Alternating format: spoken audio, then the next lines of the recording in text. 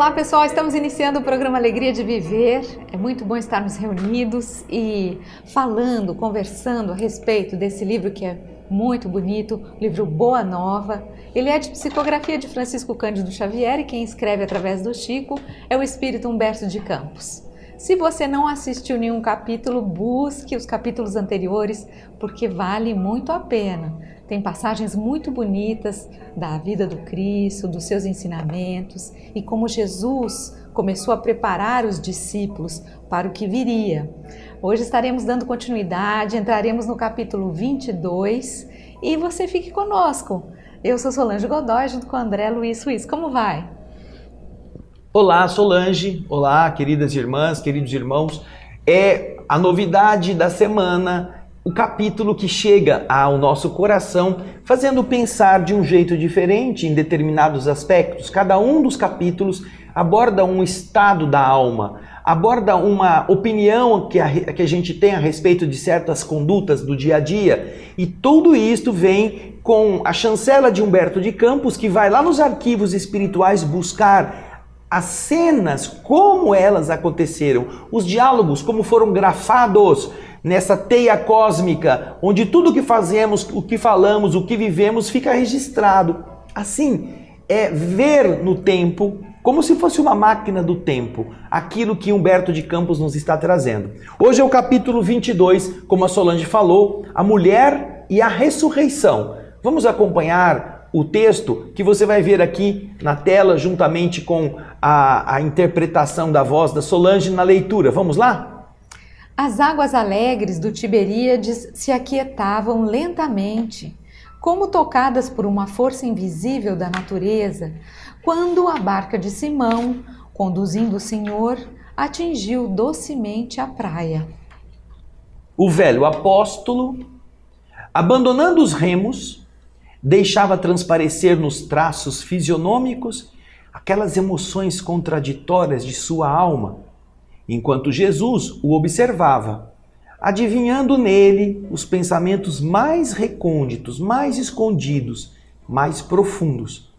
E então o mestre, com o seu olhar penetrante e amigo, pergunta: "O que você tem, Simão?" Surpreendido com a palavra do Senhor, o velho Cefas deu a perceber, por um gesto, os seus receios e as suas apreensões, como se encontrasse dificuldade em esquecer totalmente a lei antiga para penetrar os umbrais, para penetrar as entradas da ideia nova, no seu caminho largo de amor, de luz e de esperança. Vejam só como isso é complicado. Simão ou Cefas, que é a forma aramaica de chamar a pedra. Jesus chama Simão, por isso Simão Pedro, não é? Simão Pedra. Jesus chama Simão de Cefas. Então, às vezes no Evangelho você vai ver essa referência. Simão ou Cefas. Eles viviam numa sociedade muito cheia de normas religiosas, de tradições antigas. Mas Jesus vem mudar muitas dessas tradições, desses hábitos. Ainda que Jesus tenha afirmado que vinha cumprir a lei de Moisés, que é o Velho Testamento, no que diz respeito aos mandamentos da lei, os 10 mandamentos, que é o ensinamento moral, Moisés depois escreveu livros para administrar aquele povo complicado, que foram considerados o Pentateuco do Velho Testamento. Livros nos quais ele determina certos procedimentos, certos rigores, certas atitudes. E então estas atitudes faziam parte do dia a dia daquele povo hebreu. Simão fora criado nisto. E então ele agora tem que conviver com um homem que em muitas coisas não procede de acordo com estas leis que Moisés havia criado para administrar o povo difícil, o povo hebreu.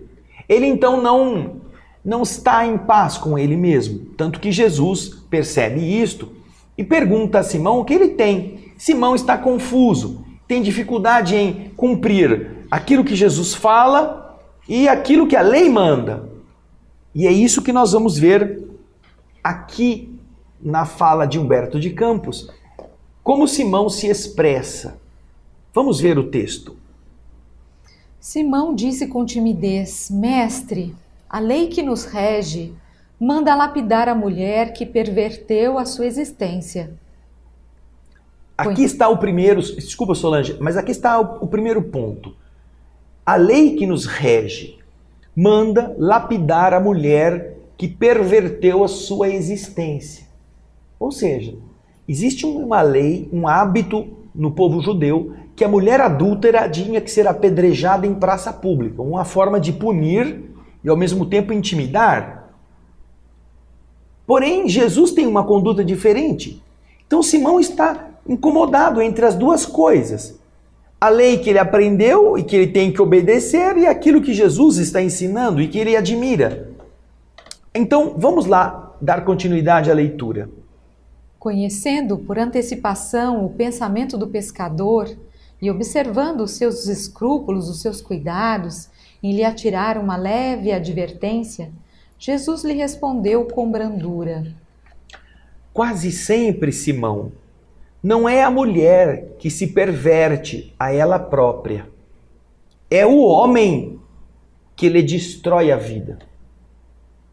E Simão, respeitosamente, volta a argumentar. Diz ele: Entretanto, os nossos legisladores sempre ordenaram severidade e rispidez para com as decaídas. Observando os nossos costumes, Senhor, é que temo por vós, acolhendo tantas meretrizes, tantas prostitutas e mulheres de má vida nas pregações do Tiberíades. Ou seja, Simão está preocupado com Jesus pela reputação que poderá recair sobre o Cristo pelo fato de ele, quando vai pregar o reino de Deus, se ver cercado de mulheres de má vida que eram essas espezinhadas pela sociedade, essas jogadas à margem, essas pessoas que, porque tinham dificuldades, tinham necessidades, eram desprezadas pelos grupos sociais da sua época. Certamente, só iam encontrar acolhida na mensagem amorosa. E eram estas as mulheres que muitas vezes estavam ali rodeando Jesus. Simão está preocupado. A lei manda apedrejar as prostitutas, as mulheres de má vida, e elas estão cercando o Senhor. Eu estou preocupado que isso possa, vamos dizer assim, resvalar na sua reputação. Olha só, parece ser uma preocupação com Jesus, mas talvez Simão esteja preocupado com o que vão dizer deste movimento que acolhe essas mulheres de pouca vergonha, essas mulheres que não têm uma vida digna. Será que seria bom começar um reino de Deus com este tipo de prostituta, de ladrão, de gente má, sendo o cortejo daquele que vem representar a vontade de Deus? Simão está pensando, está assim, incomodado. Aí então, nós vemos Jesus responder a ele. Vamos acompanhar a resposta de Jesus a Simão. Nada temas por mim, Simão, porque eu venho de meu Pai e não devo ter outra vontade a não ser a de cumprir os seus desígnios sábios e misericordiosos. Então, Simão já ouve Jesus dizer: olha, você não tem que se preocupar por mim, não se preocupe comigo, eu venho do meu Pai. Não preciso que ninguém me defenda. É mais ou menos isso que Jesus está dizendo a Simão. A minha alegria é fazer o que Deus quer que eu faça. Eu tenho reconhecimento pelos amigos que me querem preservar. Porém, eu tenho que cumprir a vontade do meu Pai, os seus desígnios sábios e misericordiosos. Assim disse Jesus, e Humberto de Campos continua no texto. Assim falou o Senhor, cheio de bondade e olhando compassivamente sobre as águas que estavam levemente onduladas pelo beijo dos ventos do fim da tarde, continuou a explicar a Simão num misto de energia e de doçura. Mas ouça, Pedro, a lei antiga manda apedrejar a mulher que foi pervertida e desamparada pelos homens. Entretanto, também determina que amemos os nossos semelhantes como a nós mesmos. E o meu ensino é o cumprimento da lei, pelo amor mais sublime sobre a terra. Poderíamos culpar a fonte quando um animal lhe polui as águas? De acordo com a lei, devemos amar a uma e ao outro, seja pela expressão de sua ignorância, seja pela de seus sofrimentos. O homem é sempre fraco e a mulher sempre sofredora. Vejam que conceitos que Jesus está trabalhando na mente do apóstolo. O homem é sempre fraco e a mulher é sempre sofredora. Parece o contrário, né? O homem manda apedrejar a mulher surge como a víbora astuta, sedutora, mas Jesus coloca as coisas num outro patamar. Aí então, o que nós vamos ver Humberto falando? Vamos ver o texto. O velho pescador recebia a exortação com um brilho novo nos olhos, como se fora tocado nas fibras mais íntimas do seu espírito. Mestre, disse, vossa palavra é a da revelação divina. O senhor quer dizer, então, que a mulher é superior ao homem na sua missão terrestre? Uma e outro são iguais perante Deus, esclareceu o Cristo amorosamente. E as tarefas de ambos se equilibram no caminho da vida, completando-se perfeitamente, para que haja em todas as ocasiões o mais santo respeito mútuo. Precisamos considerar, porém, que a mulher recebeu a sagrada missão da vida, tendo avançado mais do que o seu companheiro na estrada do sentimento, está, por isso, mais perto de Deus, que muitas vezes lhe toma o coração por instrumento de suas mensagens cheias de sabedoria e de misericórdia. Em todas as realizações humanas, há sempre o traço da ternura feminina, levantando obras imperecíveis, indestrutíveis, na edificação dos espíritos. Na história dos homens, ficam somente os nomes dos políticos, dos filósofos e dos generais. Todos eles são filhos da grande heroína que passa, no silêncio, desconhecida de todos, muitas vezes dilacerada nos seus sentimentos mais íntimos ou exterminada nos sacrifícios mais pungentes. Mas também Deus, Simão, passa ignorado em todas as realizações do progresso humano. E nós sabemos que o ruído é próprio dos homens, enquanto o silêncio é de Deus, síntese de toda a verdade e de todo o amor. Por isso, as mulheres mais desventuradas ainda possuem no coração o germe divino para a redenção da humanidade inteira. Seu sentimento de ternura e humildade será, em todos os tempos, o grande roteiro para a iluminação do mundo, porque sem o tesouro do sentimento, todas as obras da razão humana podem parecer como um castelo de falsos esplendores.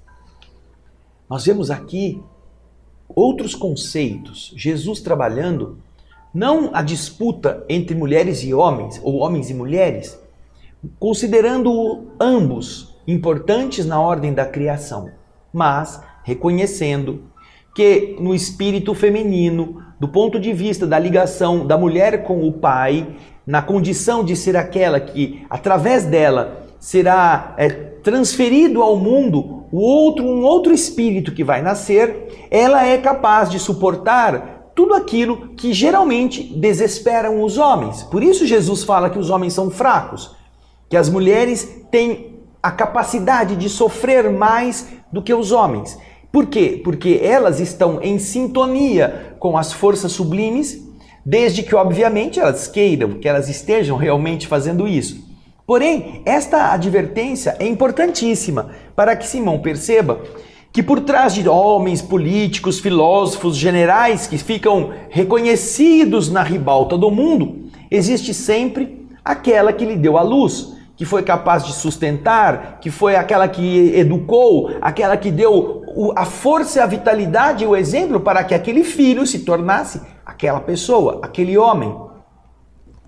É uma coisa muito bela. Por exemplo, quando nós vamos em busca da história dos filósofos, vamos aprender que o filósofo Sócrates, o mais importante, vamos dizer assim, pensador otimista da história humana, Sócrates, ele sempre fazia referência à sua mãe. E ele desenvolve toda a sua filosofia utilizando-se daquilo que ele aprendera com a sua mãe. A sua mãe era uma parteira. E Sócrates, utilizando a maiêutica, como ele mesmo chama, ele fazia os próprios homens pensarem para que eles parissem as próprias ideias. Sócrates então educava fazendo perguntas. E ele fazia perguntas para que aquelas pessoas que ouviam as perguntas, elas mesmas buscassem as respostas. Elas mesmas percebessem os seus equívocos. Elas mesmas olhassem para as coisas incongruentes que elas estavam fazendo, depois de terem falado que aquilo não era certo, que aquilo não era correto, que aquilo era mal feito. Então, como que você pensa e faz uma outra coisa? Então, esse parto das ideias, no caso de Sócrates, representa essa ligação que ele tem com a sua própria mãe, que era essa parteira, que fazia a vida chegar ao mundo físico.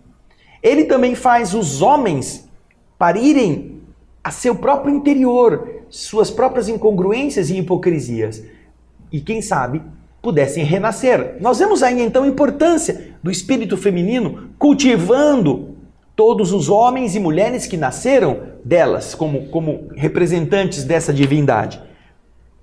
Essas mais desventuradas mulheres de Jesus ainda possuem no coração o germe divino para a redenção da humanidade inteira. E é através desse sentimento de ternura, de humildade, de compreensão que elas fomentam no espírito rebelde, no espírito que caiu, no espírito viciado dos filhos, a esperança de renovação. Então, Simão estava ali, como diz Humberto de Campos na sequência. Simão ouviu o mestre, tomado de profundo enlevo, de profundo êxtase e santificado fervor admirativo.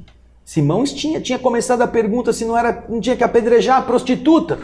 E aí então, nós vamos ver ele dizendo a Jesus: "Tens razão, Senhor", murmurou entre humilde e satisfeito. Sim, Pedro, temos razão, disse Jesus com bondade. E será ainda à mulher que buscaremos confiar a missão mais sublime na construção evangélica dentro dos corações, no supremo esforço de iluminar o mundo. O apóstolo do Tiberíades ouvira as derradeiras palavras do Divino Mestre, tomado de surpresa. Conservou-se, no entanto, em silêncio, diante do sorriso doce do Messias. Muito distante, o último beijo do sol punha um reflexo dourado no leque móvel das águas que as correntes claras do Jordão enriqueciam.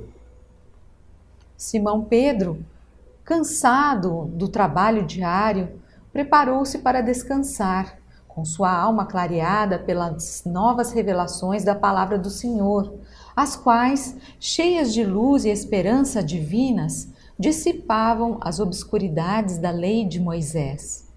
E assim, nós vamos ver Simão indo meditar, aproveitando a escuridão da noite. Simão, ouvindo aquelas palavras, retempera aquele prato áspero, seco da lei mosaica, que considerava só a mulher que, flagrada em adultério, devia ser morta, sem pensar se ela não tinha sido conduzida àquilo pela cobiça, pelas potências econômicas que mantinham a mulher numa condição miserável para extrair dela as vantagens do sexo. da sedução, ou a obrigarem-na a procurar favorecer um pouco a sua vida com as concessões que os homens tanto cobiçavam. Ou pelas tramas mesmo masculinas. Eu me lembrei de um filme, é um filme forte, mas é um filme muito bonito.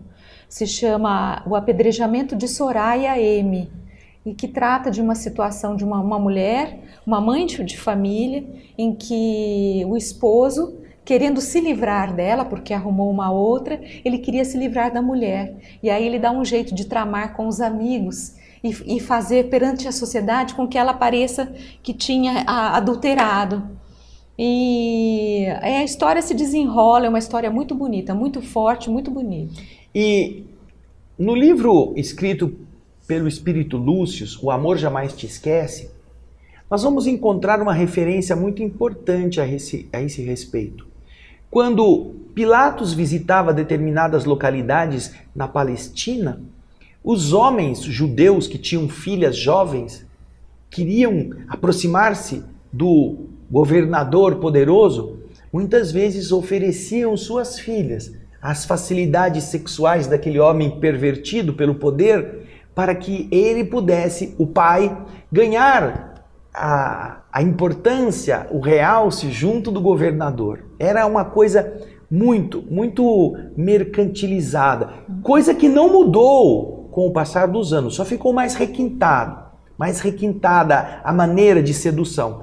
Então Jesus faz Simão pensar a esse respeito, não querendo fazer crer que todas as mulheres são isso, não, mas querendo dizer, olha, geralmente o homem é aquele que usa para chegar aonde deseja de vários estratagemas para empurrar a mulher no abismo. Porém, a mulher não é essa que trai, a mulher não é essa que adultera, a mulher é a mãe, é a mulher que é mãe dos filhos que nascem do seu seio como filhos da divindade. Ela tem um enlace com o Criador que o homem não possui. Por isso a mulher é muito mais competente para sofrer em silêncio do que o homem. O homem é fraco, enquanto a mulher ela tem essa disposição e esse valor. E mesmo sofrendo ela é capaz de superar-se. Agora, nós vamos ver Simão, que foi pensar nisso tudo à noite. E depois do bloco terminado, nós voltaremos logo do intervalo com a continuação da história, não é, Solange? Isso mesmo, programa Alegria de Viver, nós faremos um breve intervalo. Daqui a pouquinho estaremos de volta. Até lá!